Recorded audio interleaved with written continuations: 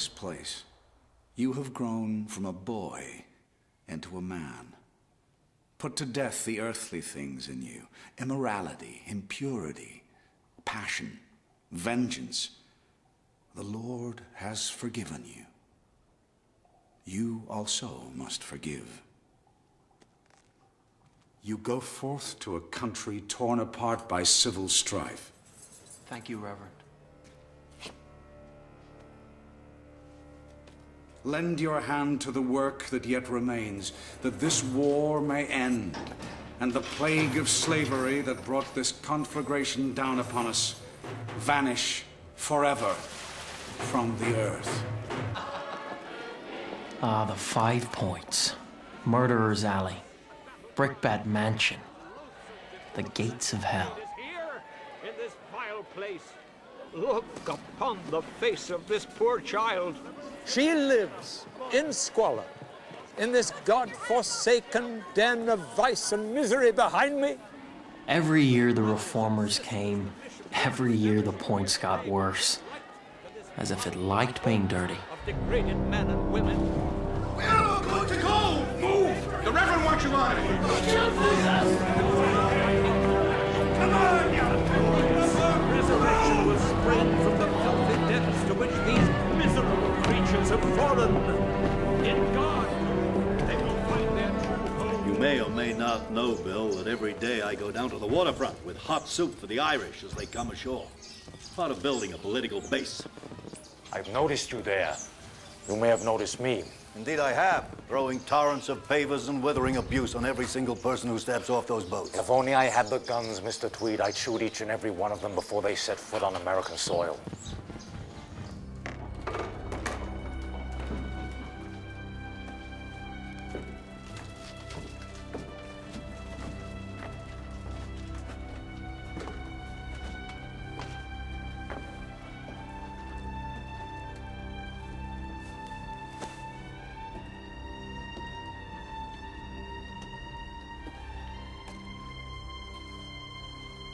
Mulberry Street. And Worth, Cross, and Orange, and Little Water. Each of the 5 points is a finger. When I close my hand, it becomes a fist. And any time that I wish, I can turn it against you. I understand, but we're talking about different things. I'm talking about civic duty. Responsibilities we owe to the people. Schools and hospitals, sewers and utilities, street construction, repairs and sweeping, business licenses, saloon licenses.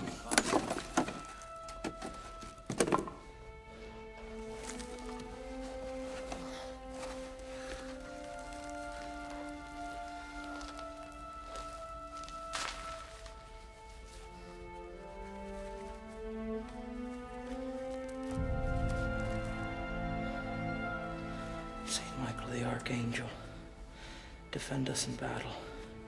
Be our protector against the snares and the wickedness of the devil. Streetcars, ferries, rubbish disposal. There's a power of money to be made in this city, Bill. With your help. The people must be made to understand that all these things are best kept within what I like to call the Tammany family, which is why I'm talking about an alliance between our two great organizations. You're talking about muscle work. That too. Muscle to match our spirit. You own the crushers, get them to do it. The police? Oh, no. Jesus, no. The appearance of the law must be upheld, especially while it's being broken.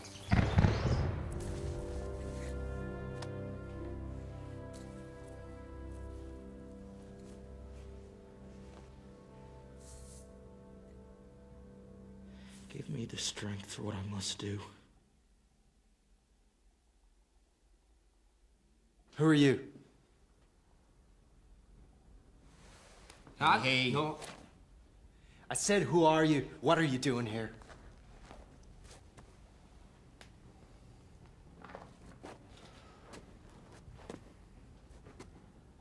I just like it down here is all. See what's in his pockets, Jimmy. Now look, boys, I really don't want to fight. Don't want to fight? Don't worry, son, ain't gonna be much of a fight.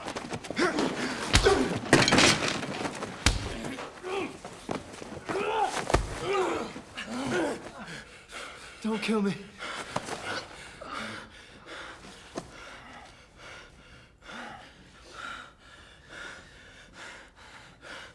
Where'd you get that? I told you I didn't want to fight! Why not? Look how good you done.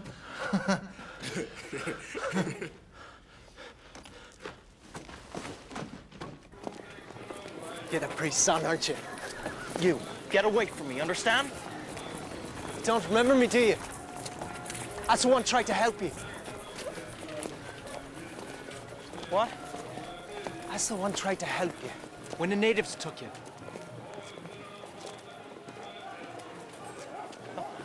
Oh, that was you? Yeah. Thought she was killed.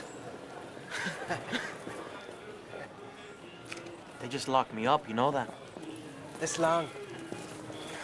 But I kept trying to escape, you know. They had on time for that. So what are you doing back here?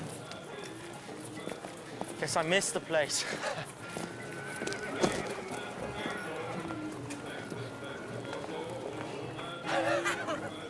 Bowery boys.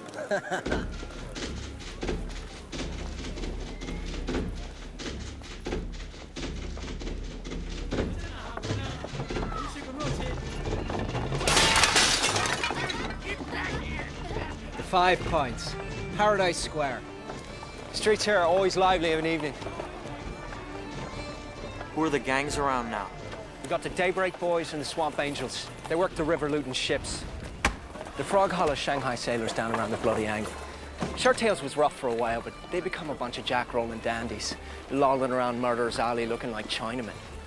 Hellcat Maggie, she tried to open her own grog shop, but she drunk up all her own liquor and got thrown out on the street. Beautiful. Now she's on the lay for anything. There's the Plug Uglies. They're from somewhere deep in the old country. Got their own language. No one understands what they're saying. They love to fight the cops. And the Nightwalkers, the Rag Pickers Row. They work on their backs and kill with their hands. They're so scurvy under the Plug Uglies to talk to them. But who knows what they're saying? The Slaughterhousers and the Broadway Twisters. They're a fine bunch of bingo boys. And the Little 40 Thieves. I used to run with them for a while, till they got took over by Bendrick the Cockroach and his red-eyed buggers. Bendrick carries a germ. If you try to leave the gang, they say he hacks up blood on you. The Lanchesters are nothing but a bunch of rapacious grab-ups. The true blue Americans call themselves a gang, but all they really do is stand around on corners damning England. One word that the British say. Any of them got the sand of the dead rabbits? You don't say that name. That name died with you. They've been outlawed. When I was in the blockhouse, the Chinks told me that the natives celebrate their victory every year. Is that true? Aye, that they do. It's quite the affair. The butcher himself's got to invite you or you don't go.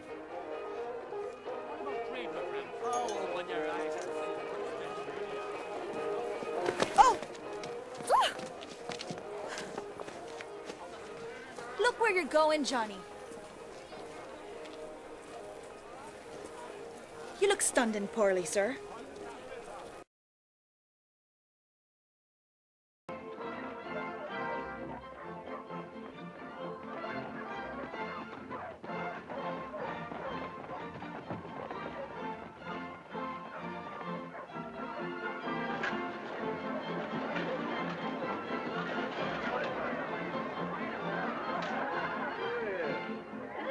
John will.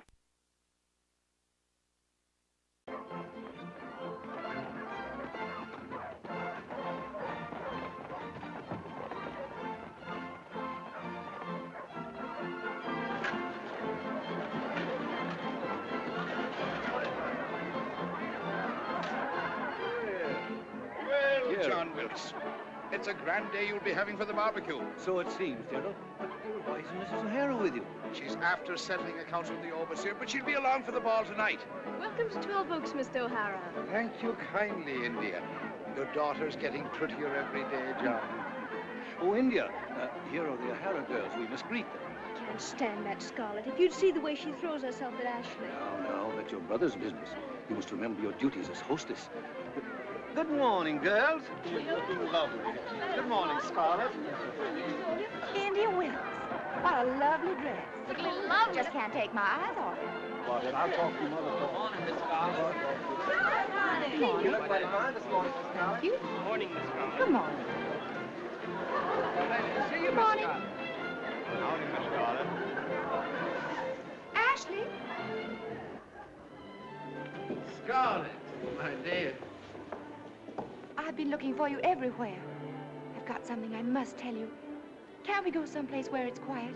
Yes, I'd like to, but I have something to tell you, too. Something I hope you'll be glad to hear.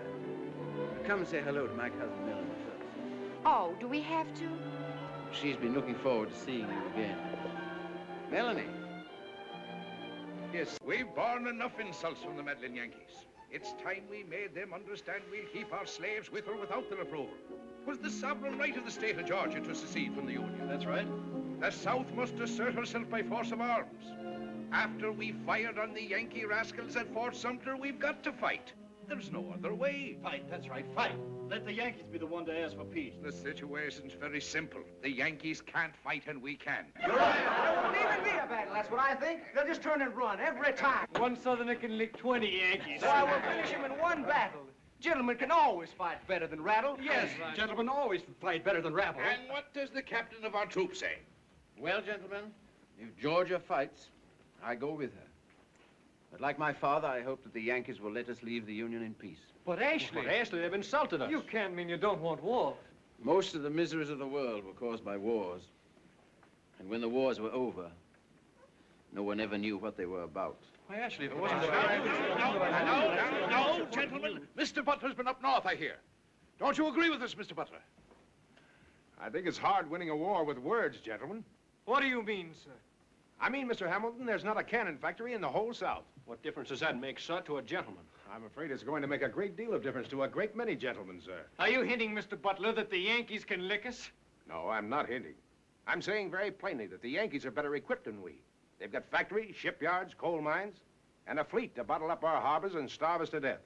All we've got is cotton and slaves and arrogance. That's treacherous. I refuse to listen to any renegade talk. I'm sorry if the truth offends you. Apologies aren't enough, sir.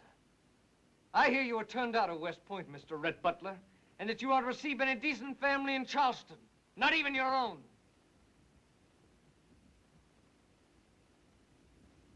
I apologize again for all my shortcomings. Mr. Wilkes, perhaps you won't mind if I walk about and look over your place. I seem to be spoiling everybody's brandy and cigars and dreams of victory.